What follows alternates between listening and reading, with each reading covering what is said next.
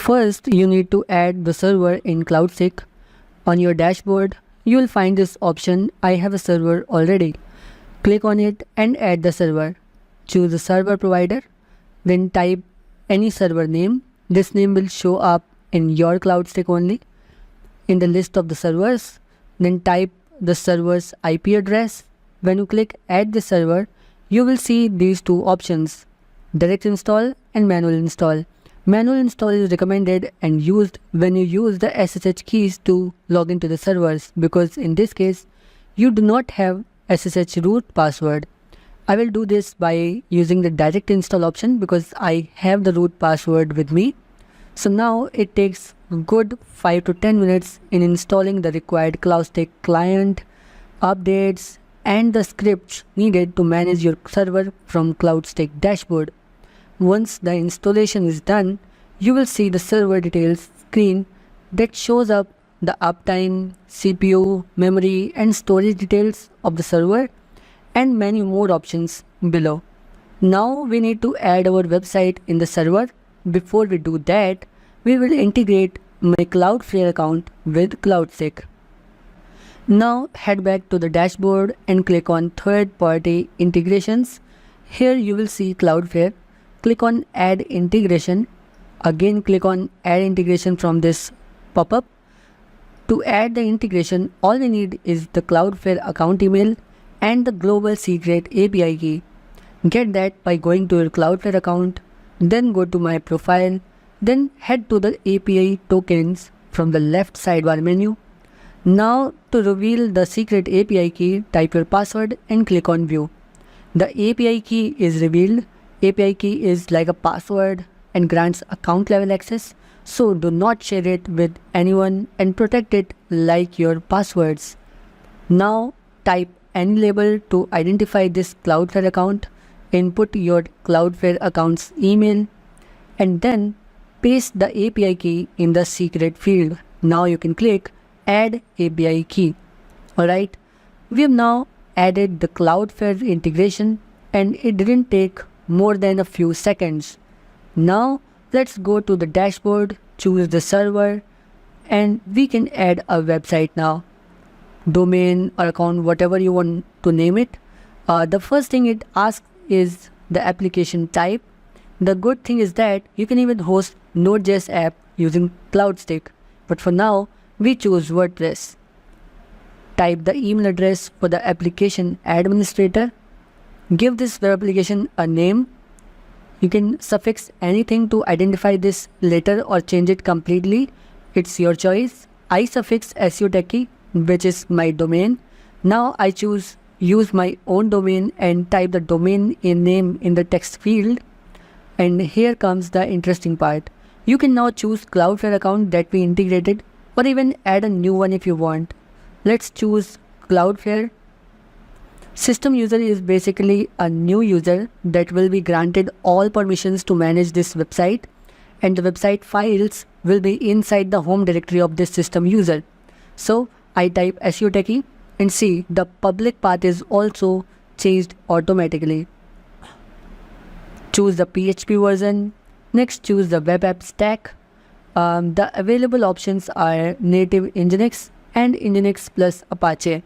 So you can choose your preferred one. I prefer Nginx plus Apache. And here comes the site's WordPress configuration.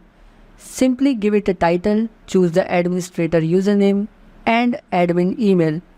In the database section, you can choose a suffix for the database name and database user for extended security. However, I will leave it and this information will be automatically generated while installation of WordPress. Click on add application and now you have an option to add www to the domain name and add it in the DNS record automatically. When you add www, it will create a CNAME record in the Cloudflare, which is totally optional. Let's cancel this and go ahead. So guys, details of the website are presented here very well. The public domain, PHP version, server stack, storage space, and all the information is displayed here. At this stage, I also received a welcome email with my new name servers. Now we need to add these name servers to our domain name DNS settings, and this is just one-time process. I will show you how I added this in my Namecheap account. The welcome email also had SFTP details and WP login details if you may need that in future. Now here I can see the website settings. I can change the website URL right from my CloudStick dashboard, and the current SSL or TLS status is also displayed right here. In the next step, we are going to install free SSL on this, so keep watching. You can also toggle the debug mode on or off, and also you can toggle the search and indexing feature on and off. This is such an interesting feature, right? You can see more information such as total users, active users, total plugins and active plugins right here. Now you can also check the list of users and add WordPress users right from your CloudStick dashboard. So I will show you by adding the WordPress user to my WordPress install also. Next is plugins. You can see the status of plugins, enable them or disable the plugins.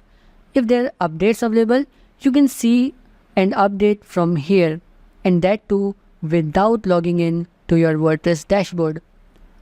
Next, cache settings tab, which is accessible only when you turn the cache status to enabled.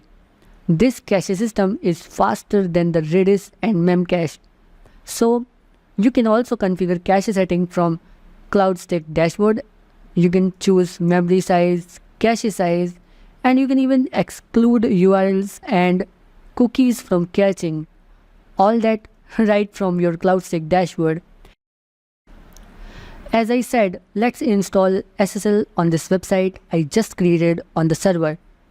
Go to Manage SSL and then click on Deploy SSL. Choose the web app. You can also choose your preferred authorization method. I will choose DNS verification and then choose the Cloudflare account so that it can configure the DNS accordingly if needed, and choose access method and click deploy. Within a few seconds, my new free SSL is installed. Let's verify this by opening the website in a new tab. Let's reload this, and wow, the site works and I can now log in to my WordPress dashboard using the credentials. Now, one of the most essential parts of any website, email management. CloudStick also can create email accounts for the domains. Go to email accounts and it says that server host names are necessary to be able to start email setup. Let's choose a host name. And now we need to add the A record for that particular subdomain.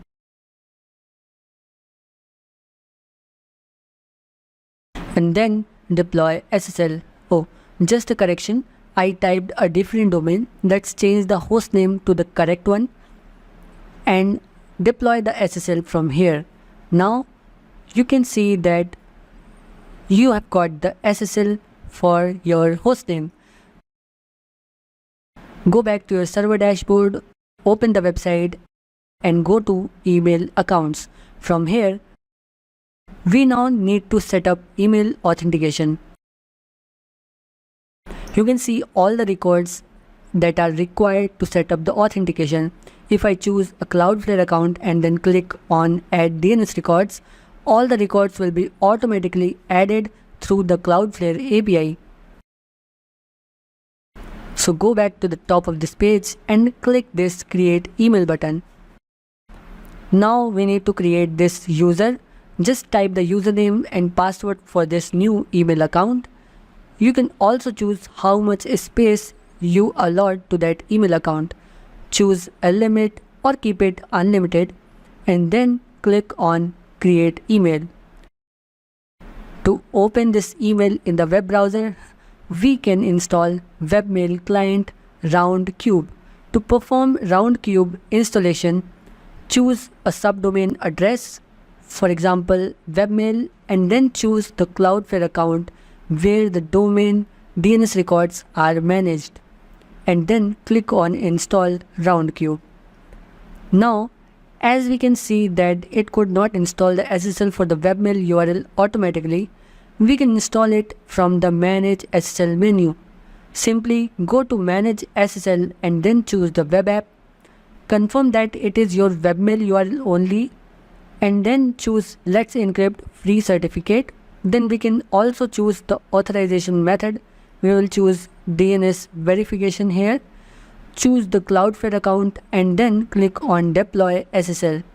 This process doesn't take more than a few seconds, and once successful, you can go to Email Accounts menu and open webmail from here. The email account we created can now be logged in from here. Cheers! So we finally have success managing this domain on a cloud server with CloudStick.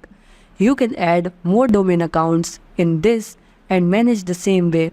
Also, you can manage all your servers through CloudStick without any hiccups.